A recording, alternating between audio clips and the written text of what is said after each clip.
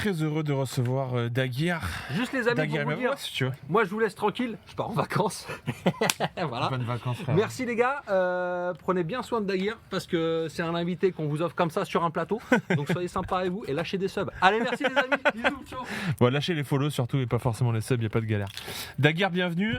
Juste petit détail technique, tu sais, c'est des micros, faut vraiment parler dedans. Ouais. Mais après, tu sais, c'est des bras, regarde, tu peux faire ce que tu veux avec, ils sont flex. Ouais, c'est bon. Donc voilà. Daguerre, enchanté déjà. Bon, ça fait 30 Enchanté. secondes qu'on se connaît. Oui. Très heureux de te recevoir. Merci. On te reçoit forcément pour l'actu de ton frère de demain avec son combat à l'UFC 289 qu'on va bien évidemment suivre, mais aussi pour ton actualité à toi. Tu combats le 23 juin à la RES 16. Oui. On va parler un peu de tout ça. Déjà, pour les gens qui ne te connaissent pas forcément, ou qui ne te connaissent pas assez, si tu devais te présenter en 2-3 phrases, quel âge t'as, ta profession, j'ai envie de dire, même si on s'en doute un peu, ton bilan, etc., c'est à ton tour. Je m'appelle Daguerre Emavov, Ouais. j'ai 31 ans. Ouais. Je suis combattant d'MMA. Je suis en 14-3 en record. Ouais. Et en profession, je suis dessinateur industriel. Ah, sérieux? Oui, je travaille dans un bureau d'études Ok. quand j'ai du temps. Ouais. Donc d'accord, donc tu le fais à temps partiel En parallèle, oui, je ok. fais en parallèle. Tu le fais quoi, en freelance ou t'as une boîte pour qui tu En fait, travailles? Des fois, c'est en boîte intérim. Ok. C'est dans des bureaux d'études. En fait. Ok. On fait le dessin industriel donc sur l'ordi. Putain, c'est ouf. T'as fait quoi comme étude pour faire ça? J'ai BTS. Ok. BTS, ouais, j'ai Putain, arrêté. fort. Du coup, on pose souvent aussi la question aux combattants. Comment t'arrives à allier les deux entre tes combats, au niveau de l'argent, je parle, hein, tu vois, le niveau combat et niveau métier. Est-ce que t'arrives à vivre de ton sport ou pas? En fait, le MMA, c'est une passion Ouais. pour moi. Si je fais des combats en parallèle, comme j'ai dit. Ouais. Et voilà, j'arrive à en vivre, ça va. Ok. Comme je travaille à côté et tout. Ouais. Mais c'est vrai que j'ai beaucoup d'arrêts dans ma carrière, Ouais. comme j'ai expliqué à chaque fois. Et c'est sûr que si j'ai vécu avec le MMA, je ne pourrais pas. Ouais. Parce qu'il y a des derniers combats, je l'ai fait il y a 1 an et demi. 1 an et demi, j'allais en parler, ouais. J'allais en parler, c'était à Arès déjà? C'est ça, c'était à Arès. Il y a eu une raison à cet arrêt? Oui, j'ai eu des blessures. Ok. J'ai eu des blessures, j'avais des problèmes de nerfs sciatiques. Ok. Ça me passait au dos. Donc je ne pouvais pas m'entraîner correctement. Ouais. Donc j'ai dit, bon, il faut que je me repose. Ouais. Je me repose. Je voulais arrêter un moment. Ok. Après, quand j'ai vu que ça allait mieux, revenait. c'est bon, j'ai dit, je vais recombattre pour pas regretter après. Est-ce que les performances du frangin ont motivé aussi peut-être à revenir? Oui, bien sûr. À chaque fois, après le combat, il disait que Dana regarde mon frère et tout. Donc ça m'a motivé aussi à revenir. Et est-ce qu'à l'inverse, à certains moments, t'as pu motiver Nassourdine? Oui, ça m'est arrivé, oui. Ouais. Je le motivais, je lui disais qu'elle était reste un peu, vas-y, continue. Comment ça s'est passé Qui a commencé le premier les sports de combat? C'est moi. C'est toi? J'ai commencé MMA, j'ai commencé en 2012. Ouais. Et les premiers combats, j'ai commencé à faire en 2013. Et Ok. Nassourdine, j'ai commencé en 2015 MMA. Ouais. Et en 2016, elle a commencé les combats. Ok. Bon, tout le long, comme d'habitude, hein, vous avez l'habitude, la famille. N'hésitez pas à poser vos questions à Daguerre. Je vais juste mettre le petit liner. Hop. On est bon, voilà. Comme ça, les gens savent de quoi on parle quand ils arrivent. Du coup, on en était sur toi qui as commencé les sports de combat avant. Comment ça s'est... J'avais vu une interview, je crois que c'était de Nassour, qui expliquait quand vous étiez petit... ça jouait à se lutter, quoi, tu vois, entre vous. C'est ça. C'est ça. On l'était beaucoup. Mais Nassourdine, quand elle était petit, il regardait plus le combat des MMA que moi. Ok. Il connaissait plus des combattants comme John Jones. Moi, Ok. je ne les connaissais pas. J'allais juste m'entraîner. Ok. Et lui, il le regardait toujours. Donc, quand je revenais à la maison, il disait, viens, on va lutter, on va voir les techniques et tout. Il Donc, voulait reproduire. C'est ça, il voulait reproduire. Donc, il était plus accro que moi au Ok. MMA. Et toi, t'étais en mode, mais lâche-moi. C'est ça. Qu'est-ce que tu veux? J'ai dit, j'en ai marre, je viens de m'entraîner, c'est bon. Ok. C'était quoi votre relation T'étais le grand frère qui voulait te faire respecter ou le grand frère qui voulait, pousser vers le haut le petit frère Mais à certains moments, Ouais. à certain âge, bien sûr, de se faire respecter. Ouais. Après, avec le temps, c'est comme un ami en fait. Ouais. J'ai essayé de le pousser vers l'avant. Mm.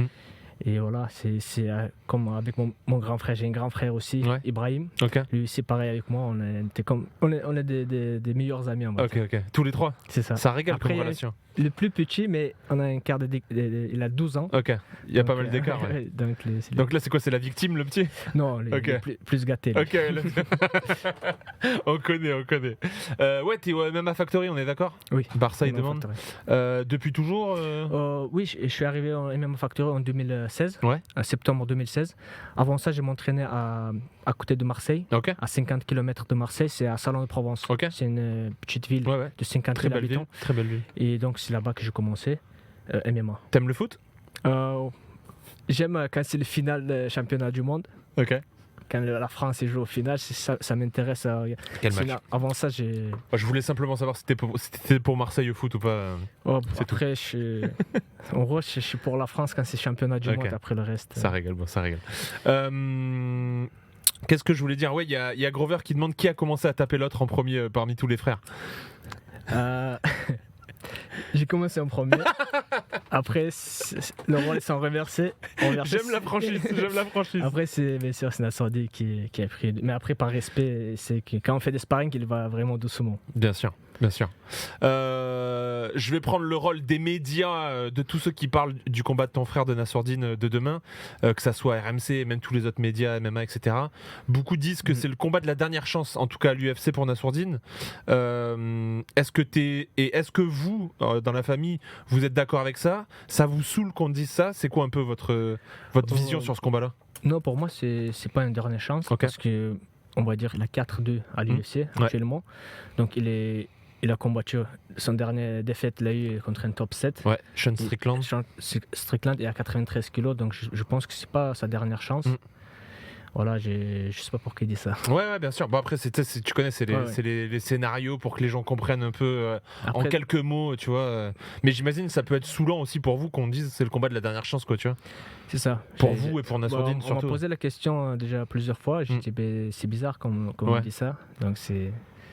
Mais à l'UFC, ils peuvent arriver n'importe quoi. En fait. Bien il y a sûr. des combattants qui l'ont sorti, Bien sûr. même avec des victoires. Donc, il y en a un qui combat demain, Charles Oliveira, Ouais. où il était dans une situation, on va dire, un peu similaire avant d'enchaîner une suite de victoires c'est ça. énormes. Et Blachowicz aussi. Carrément. Qu'est-ce que je voulais dire? Attends, j'avais une question. Oui, on se souvient de la réaction d'après-combat. C'était encore très frais de la part de Nassourdine. Il s'est limite excusé auprès du public, etc. T'étais sur place? Non, c'était mon grand frère qui était parti là-bas. Et j'imagine, t'as pu parler avec Nassourdine juste derrière, etc. Il était dépité? Oui, il était vraiment dégoûté pour ce combat parce qu'il voulait prouver. Et comme il voulait prouver, il voulait faire des choses qui...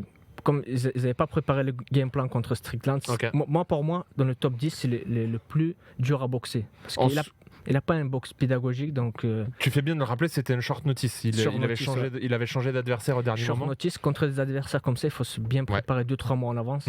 Parce que le style, en plus, c'était un droitier. Et il s'est préparé contre un gaucher. Donc il y avait 10 cm presque d'écart, d'allonge entre les deux.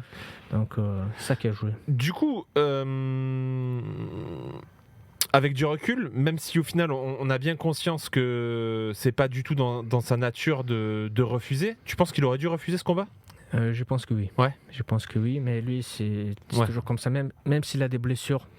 Il a beaucoup de blessures et il accepte à chaque fois de combat. Ouais, on a bien compris que c'était ça. Même je me rappelle contre Yann Henich, il avait combattu, il s'est fait opérer la main, de la main. Ils ont mis des broches et le médecin l'a dit, si tu le casses pendant le combat, tu vois, ta main elle va rester handicapée en fait. Il va se casser en petits morceaux. Et il a combattu 1 mois et demi, il a pris le risque, donc lui, c'est impossible de le dire à refuser le combat. Je te jure. Même contre Buckley à l'UFC Paris, c'est ça. Cette détermination dans le regard, c'était impressionnant. C'est ça, contre Buckley, pareil. Il y a 5 jours, il n'arrivait pas à marcher parce qu'il avait problème de dos. Et il a dit non, je vais combattre, je vais aller jusqu'au bout. Ouais. C'est ouf, c'est beau en tout cas. Comment en interne ça s'est passé? Il a mis quelques jours à s'en remettre ou direct il pensait au combat d'après en mode extra motivation par rapport à ça? Je pense que Mais on a parlé, au début on parlait pas trop de combat. Ouais. Ça a commencé une semaine après. Donc petit à petit il a dit oui, je vais revenir, je vais mettre tout ça en place. Ça rigole. Belle carte en tout cas, ça sera le dernier combat de la carte préliminaire. Souvent l'UFC ils aiment bien faire ça, terminer la carte préliminaire par un gros choc. Et ça sera le cas face à Curtis. C'est ça. Vous avez parlé un peu de l'adversaire ? Oui, le Curtis, en plus c'est les collègues des Strickland, ils s'entraînent ensemble depuis longtemps. Donc on a beaucoup travaillé contre... Ce qui est bien avec Curtis, comme Nassourdine est préparé contre Gastelum, ils sont à peu près le même, c'est un gaucher, même gabarit et tout. Donc on s'est bien préparé contre Curtis. Ok. Bon, vous avez l'air serein. Quand je dis vous, bien évidemment, j'inclus la famille et le clan aussi du MMA Factory, bien évidemment. Bon, on verra. Ça sera à suivre sur RMC Sport 2. Vous connaissez la routine. On a aussi la chance, grâce à RMC Sport 2, de vous proposer aussi les combats préliminaires. On sait que dans pas mal de cas et dans pas mal de pays, il faut prendre en plus l'UFC Fight Pass pour pouvoir profiter des combats préliminaires. Là, vous aurez tout sur RMC Sport 2.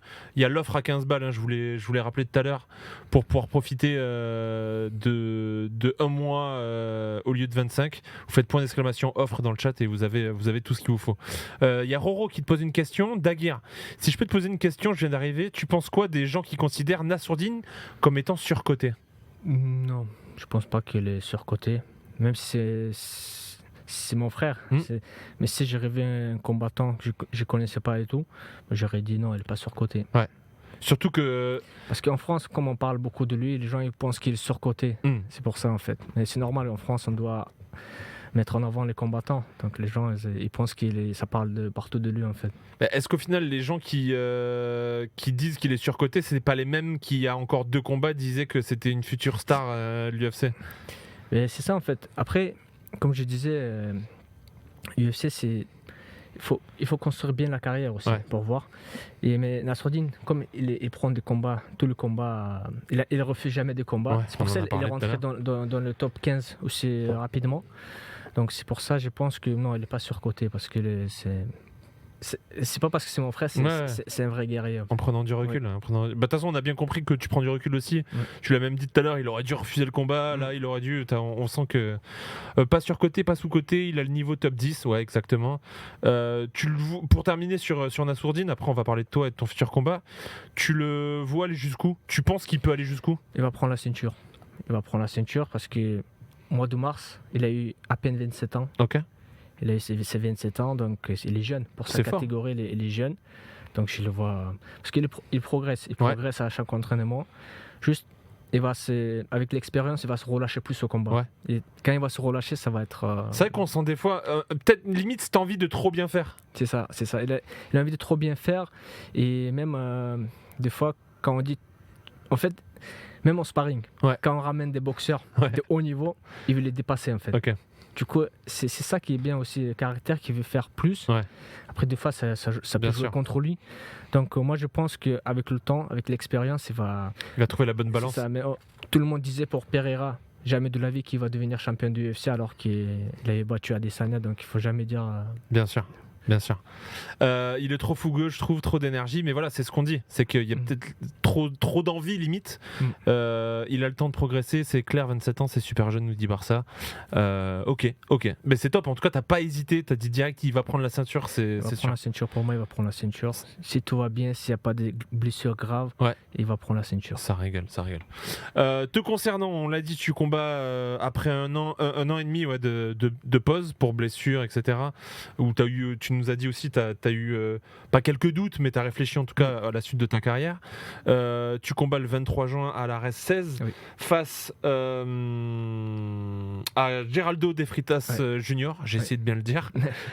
Moi, j'ai du mal. Ouais, je te jure. Tu connaissais ton adversaire déjà ou pas avant le combat? Avant le combat, non, je le connaissais pas. Je le connaissais pas. Et parce que je devais affronter Colares, qui est décédé. Donc après, ils m'ont remplacé par lui en fait. Ok. Tu le visualises comment ce combat? Moi, je visualise boxant plus intelligemment. Ok. Je vais le contrer en fait. Comme il se jette beaucoup. Ok. Donc il se jette beaucoup. Comme je suis un boxeur, j'ai travaillé sur le contre. Ok. Voilà, Donc, je vais te poser la question de Pedro Dulac derrière. On fera le lien avec les deux. Du coup, tu te considères comme le striking étant ton point fort? Oui, c'est striking parce que je viens de l'anglaise, de la boxe anglaise. Après, j'ai appris à beaucoup à lutter. Comme j'ai eu des problèmes de poignet, j'ai eu des cartilages qui étaient abîmés, donc j'étais obligé de beaucoup lutter aussi pour comment dire, pour se rattraper au niveau de striking. Parce qu'avant, je strikais beaucoup. Après, j'ai commencé à lutter plus. Il y a des gens qui disaient, t'es un lutteur ou t'es un striker? Donc j'ai mélangé tout ça. Et c'est bien parce que souvent, il y a ce cliché en fait des combattants qui viennent ou qui sont originaires des pays de l'Est vous êtes que des lutteurs, etc. Tu casses un peu ce cliché-là. C'est ça. En fait, il y a des bons strikers au Daghestan, comme il y avait Zabit, même Ankalaev. Il y a des bons strikers. Après, nous, on commençait par la boxe anglaise depuis qu'on est jeune. Donc après la lutte, on avait déjà, quand on était petit, on avait les bases un peu. Les bases des bastons entre frères. C'est ça, obligé. Je te jure. Il y a Pedro, du coup, tu as un peu commencé à répondre à la question, qui dit, vous avez commencé par un art martial, le même tous les deux? J'ai commencé la boxe avant. Après Nassourdine, il a commencé plusieurs années plus tard, au moins 8 ans plus tard. Et MMA, pareil. Moi, j'ai commencé en premier et 3 ans après, c'est Nassourdine qui a commencé. Ok, ça marche. Qu'est-ce que... Ok. T'as l'habitude de faire quoi sur les combats de Nassourdine? Ça se rejoint en famille, en fait, entre amis? Moi, souvent, c'est en famille. Soit même, j'aime rester tout seul. Pour que personne me parle. Comme ça, je suis concentré au combat. Quand je suis invité chez les amis, des fois j'ai dit désolé, je dois rester concentré pour le combat. Parce que comme c'est mon frère, je suis dedans en fait. Ok, je vais dire plein de fois ok pour Fatal et lâcher le petit ban aussi qui fait plaisir. Pour toi, te concernant personnellement, jusqu'où tu te vois aller aussi? Moi? Ouais. On verra là, comment tu vois aussi ta carrière? Moi, j'aimerais bien déjà combattre à l'UFC aussi. Si j'ai une occasion. Cet objectif-là? Objectif, si je peux faire des combats à l'UFC ou voir prendre la ceinture de Ares aussi. Mais d'abord, il faut que je gagne ce combat. On rappelle, tu combats en featherweight. C'est ça. Champion actuel, c'est Damien Lapillus. C'est ça, mais j'ai fait les deux. J'ai fait 66 et 70. On me propose à 66, je combats à 66. Sinon, à 70, je peux combattre. Le mec s'adapte. Ça régale. Mais tu te sens plus à l'aise dans quel caté? Je pense que 70. 70. Je dois que 3 kilos pour 60. Parce que je pèse 74, 75. En poids de forme? Poids de forme, donc à 66, il faut que j'écute encore plus. Mais tu sens que tu as un avantage quand même à 66, j'ai plus d'avantages. Je sens que les gens, les combattants, ceux qui cutent à 66, ils arrivent de 78, 77. Et ceux qui de 70, ils arrivent de 85. Ouais, bien sûr. Ils sont plus lourds. Mais et si jamais tu switches, enfin, tu vas à l'UFC, tu penses que tu seras quand même obligé de cutter à 66? Je pense que oui. Parce qu'à 70, il y en a. Il y a du monde. Il y a du monde et en plus, ils sont plus de 80 kilos. C'est ça. Si j'arrive à monter le poids, plus de 80, j'ai jamais monté plus de 80. Donc je suis arrivé à 78 max quand je faisais pendant un an rien. Donc si j'arrive à monter à plus de 80, je pense que je vais combattre qu'à 70 à l'UFC. Ça fait sens. Ça fait quoi du coup les ruptures dans le circuit? Comme tout à l'heure, il disait qu'il avait arrêté de combattre puis était revenu. On se prépare comment à un retour, nous demande Pedro? Le retour, c'est un peu difficile parce que on doit reprendre tout ce qui est au niveau de cardio, préparation physique et tout ça. Mais mentalement, je te dis, j'étais en pleine forme, là, il faut que je reprenne tout ça. Et une fois que c'est lancé, c'est bon. Là, tu te sens en forme. Un mois et demi, c'est assez pour revenir. Petite appréhension à reprendre les premiers coups ou pas? Après, j'avais l'impression que après 30 ans, là j'ai 31 ans, après 30 ans, on a envie de moins prendre des coups qu'avant 30 ans. Parce qu'avant 30 ans, même au sparring, je m'envoyais, je prenais des coups. Mais là j'ai essayé d'éviter de prendre des coups. C'est marrant. Devenu plus mature. C'est marrant. Est-ce que du coup ça change ton game plan ou la façon dont tu combats En fait, je combats toujours différemment. Okay. En fait, je m'adapte à mon adversaire à chaque fois. Si je vois qu'il est brouillon, j'essaie de travailler sur le contre. Si je vois qu'il est patient, il m'attend, j'essaie de mettre la pression. Ok. Ce qui te rend dur à lire en tout cas. C'est ça. C'est pour ça que j'échange beaucoup de gardes aussi. Okay. Soit c'est un gaucher, soit c'est un droitier. Okay. Donc ça aussi, ça me permet de prendre l'avantage de l'avance pour les adversaires. Intéressant. Reiko qui dit j'ai vu une interview de ton adversaire. Il veut t'énerver, il veut te faire t'énerver en tout cas. Il pense qu'il a déjà gagné. Est-ce que tu as vu déjà ces interviews-là? Non, j'ai jamais vu ces interviews. Et qu'est-ce que tu en penses? Il peut aller parce que ça me... Ça t'atteint pas? Je suis calme, moi. De toute façon, ça va rien changer. On avait vu aussi avec Nassourdine face à Buckley, il avait dit que c'était la première fois où il était confronté à du trash talk aussi, pas virulent, mais aussi frontal, tu vois ce que je veux dire? Toi, c'est pareil? Ou t'as déjà eu... Non, j'ai jamais eu. Jamais eu. De toute façon, je regarde pas les interviews des autres, ça m'intéresse pas. Même, j'ai regardé ses combats, mais c'était pas... Je vis pas. En fait, lui, je suis sûr qu'il me suit, il le regarde sur Instagram, ce que j'ai fait moi, je sais même pas s'il a l'Instagram. Donc... Et ça, c'est pour tous tes combats? C'est ça, c'est tout le combat, oui. Ok. Bon, merci Daguerre. N'hésitez pas là si vous avez encore des questions pour Daguerre. On est encore avec Daguerre pendant quelques minutes. On va t'envoyer de la force à toi et t'envoyer de la force aussi à Nassourdine.